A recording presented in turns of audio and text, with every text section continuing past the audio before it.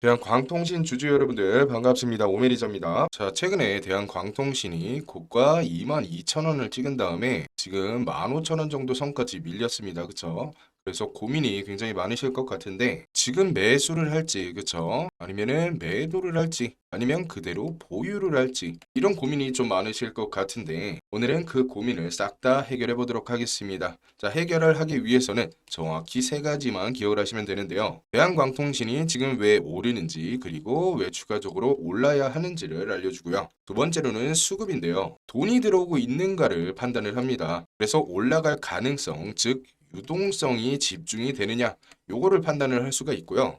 세 번째로는 가장 중요하죠. 전략. 결국에 주식의 본질은 싸게 사서 비싸게 팔아야 하는 거잖아요. 그렇죠? 그렇기 때문에 언제 사서 어디서 사고 팔아야 수익이 날지 가장 중요한 전략 파트가 되겠습니다. 그래서 결국에는 이 세 가지를 알아두셔야 대한광통신의 수익을 극대화할 수가 있다가 되겠습니다. 지금 대한광통신이 오르는 이유는 대부분의 투자자분들이 알고 계실 텐데요. 3년 만에 흑자로 전환을 했습니다. 그쵸? 그리고 2026년에는 사상 최대의 실적이 전망이 되고요. 그리고 두 번째로는 핫 이슈가 바로 광케이블이죠, 여러분들. 엔비디아의 6조 원 투자 소식도 있었고 미국 빅테크 기업들의 이제 광케이블 계약 이슈도 있었습니다. 그쵸? 납품 이슈가 있었고 그리고 미국의 현지 공장을 인수를 하면서 미국 정책에 직접적인 수혜를 받고 있죠. 자, 일단은 미국 같은 경우는 뭐 러시아 제품이라든지 중국산을 못 쓰는 구간이기 때문에 대한광통신이 그 자리를 채울 수가 있다라는 겁니다. 그쵸? 그렇기 때문에 지금 오르는 이유가 되겠는데 우리가 투자를 할 때 중요한 것은 지금 오르는 이유를 보고 투자를 하는 게 아니겠죠. 지금부터 올라야 하는 이유를 먼저 봐야 되겠는데요. 여기부터 내용은 투자자분들이 좀 디테일하게 안 보셨을 내용인데요. 대한광통신을 지금 광케이블 회사로만 알고 계시는 분들이 있는데요. 근데 대한광통신이요. 지금 방산 신사업을 준비를 하고 있습니다. 요즘에 전쟁에서 무서운 게 뭐죠? 드론이죠, 여러분들. 이거 영상 많이 보셨을 텐데요. 드론으로 사람 죽이는 거 정말 쉽게 죽이더라고요. 그쵸? 이 드론이 지금 가장 무서운데 이 드론을 잡기 위해서는 무기가 필요하겠죠. 자, 레이저 무기 핫한 이슈죠. 그쵸? 그런데 여기서 이 무기 안에 들어가는 핵심 부품을요. 만들 수 있는 회사가 국내에서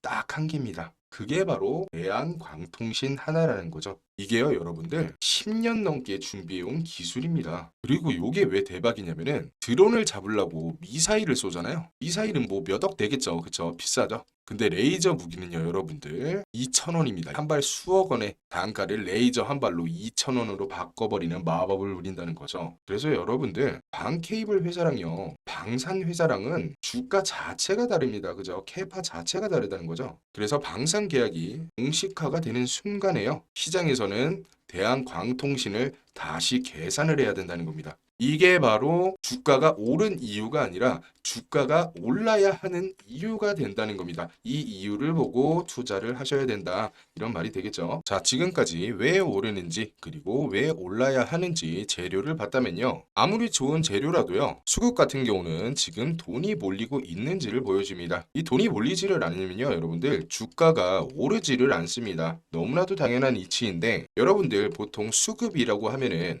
어떤 걸 좀 자주 보시나요? 대부분 매매 동향 들어가셔서 외국인과 기관계 많이 체크하시죠. 자, 그런데 이거 보고 수익 나신 분들 혹시 많으십니까, 여러분들? 아마 거의 없으실 겁니다. 자, 외국인과 기관계의 수급을 보는 게 나쁘다는 게 아니라요. 최근에 잘 올랐던 종목이죠. 대한광통신. 대한광통신 같은 경우가 좀 보면은 외국인 빼고는 계속해서 매도를 하고 있었고요. 그리고 엄청난 상승을 보여줬던 대우건설 같은 경우도 외국인과 기관이 계속적으로 매도를 하는 모습을 보이고 있습니다. 자, 이것처럼 외국인과 기관의 매매 동향만을 가지고 상승을 판단하기에는 무리가 있다는 겁니다. 그럼 여기서 우리가 그럼 무엇을 봐야 되는가? 진짜 수급은 바로 거래 대금을 보셔야 합니다. 자, 여기서 중요한 게 여러분들 거래량과 헷갈리시면 안 됩니다. 자, 쉽게 설명을 드릴게요. 어느 고깃집에서 삼겹살과 꽃등심을 파는데 삼겹살 같은 경우는 2만 원짜리가 100인분의 거래량이 나왔습니다. 그리고 꽃등심 같은 경우는요 10만 원짜리가 50인분의 거래량이 나왔어요. 자, 거래량만 보면요, 여러분들 여러분들 삼겹살이 꽃등심보다 거래량이 무려 2배입니다. 그쵸? 하지만 여기서 우리가 거래대금을 보면은 삼겹살은 100인분의 거래량이 나왔지만 거래대금은 200만 원이고요. 꽃등심 같은 경우는 50인분의 거래량이 나왔지만 거래대금은 500만 원입니다. 결국에는 매출은 꽃등심이 주도를 했다는 거죠. 그래서 우리가 좋은 종목을 찾아보겠다고 거래량만 상위 종목만 가지고는 바로 허점이 생긴다는 거죠. 진짜 시장에서 주목하고 있는 종목을 찾고 싶을 때는 거래대금 상위 종목을 찾아야 한다는 겁니다. 투자의 거장 워런 버핏도 이런 말을 했습니다. 한국에는 좋은 기업이 너무나도 많은데 거래대금이 적어서 투자 매력이 떨어진다. 세계 최고의 투자자도요. 무엇을 받느냐면은 시장의 관심도를 받다는 겁니다. 그럼 여기서 의문점이 하나 들죠. 그럼 하루에 거래대금이 얼마나 찍혀야 많이 들어왔다고 판단을 할 수가 있느냐? 자, 딱 잘라서 설명을 좀 해드리자면요. 거래대금은 1000억을 기준으로 삼으시면 됩니다.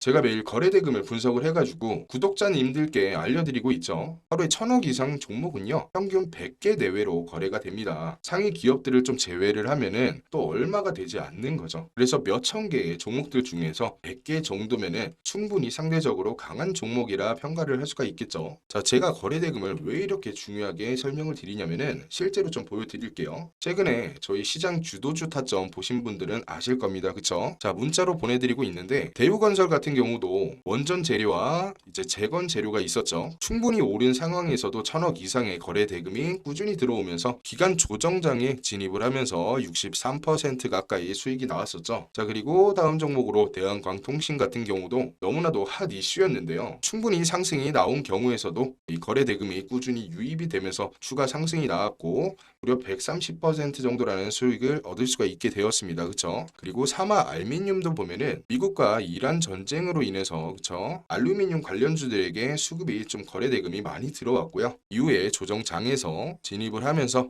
73%라는 큰 수익을 빠르게 얻을 수가 있었습니다. 자, 그리고 마지막 신성 ENG도 보면은 태양광 재료를 갖고 있었죠. 보시는 바와 같이 엄청난 상승이 나왔지만 거래 대금이 유지가 되면서 눌림목에서 강한 상승 약 88%라는 엄청난 수익을 얻을 수가 있었습니다. 자, 여기서 중요한 것은 63%, 130%, 73%, 88% 이런 수익이 여러분들 아니고요. 수익이 잘 나왔다가 중요한 게 아닙니다. 재료가 있고 거래 대금이 터진 종목이요. 이런 식으로 단기 조정이 와도 여러분들이 실수로 잘못된 타이밍에 진입 했어도 수익을 볼 수 있는 확률이 높다는 겁니다. 거래대금이 높은 종목만 선정해서 매매만 하더라도 여러분들의 수익률은 기하급수적으로 올라갈 수가 있다는 거겠죠.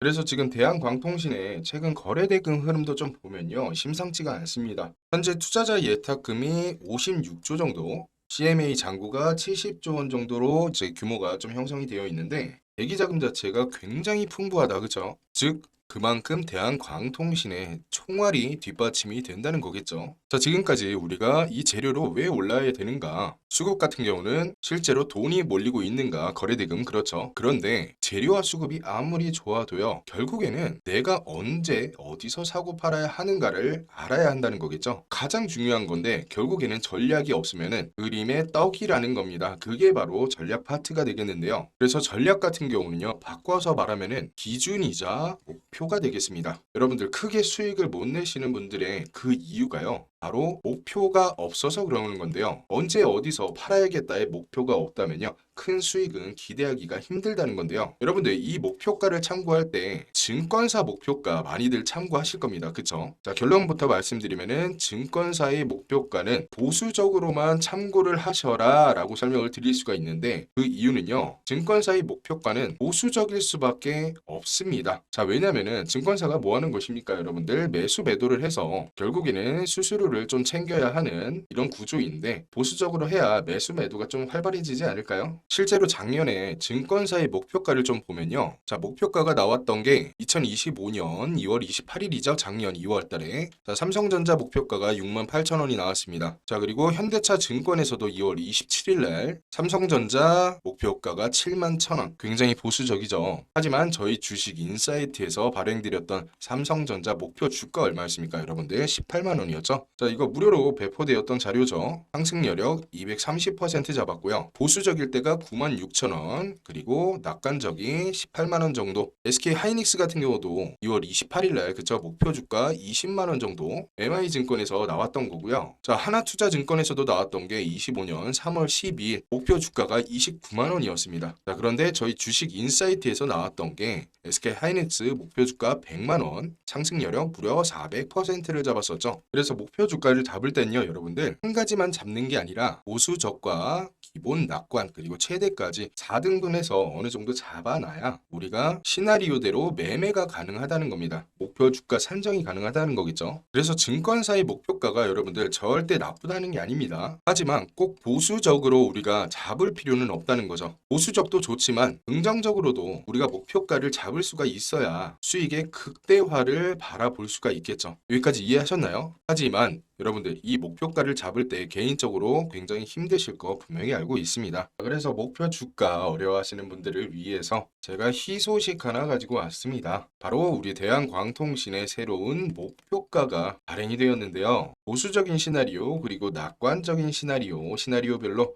정리를 좀 해두었기 때문에 목표를 잡는 데 참고 많이 되실 거고요. 아까도 보여드렸던 이 모멘텀이 강한 종목들 있죠. 이러한 종목들과 목표가를 함께 보내드리기 때문에 문자로 간편하게 받아보실 수가 있겠습니다. 참고로 한시적으로 무료로 보내드리고 있는 만큼 선착순으로 좀 진행이 될 것 같은데요. 신청이 너무 많으면은 조기 종료가 될 수가 있다는 점 참고를 좀 해주시고 받아보시는 방법은 굉장히 간단합니다. 영상 하단에 보시면은 링크가 하나 있는데 링크를 누르시면은 이런 화면이 나오는데 첫 번째 오매니저의 영상을 보신 분들이 숫자 5 정확히 기입을 해주시고요. 그리고 두 번째로는 목표가를 받아보실 문자 받아보실 연락처와 신청자 성함 남겨주시면 되겠고 그래서 2026년에는요 여러분들 정말 코스피 코스닥 대폭등의 기회가 될 수가 있습니다. 정말 마지막 기회가 될 수가 있겠는데요. 우리 구독자님들 결국에는 수익의 본질은요 싸게 사서 비싸게 파는 겁니다. 그쵸? 주식 인사이트를 정확히 좀 기억을 해두시고 목표가 발행은요 여러분들 조기 종료가 될 수가 있으니까 공평하게 하기 위해서 숫자 5를 정확히 기입해서 보내주시면 되겠습니다. 자, 영상은 여기서 마무리를 하도록 하고요. 영상이 도움이 되셨다면 구독과 좋아요 한 번씩 눌러주셔야겠죠? 영상 마무리 하도록 하겠습니다. 지금까지 오매니저였습니다.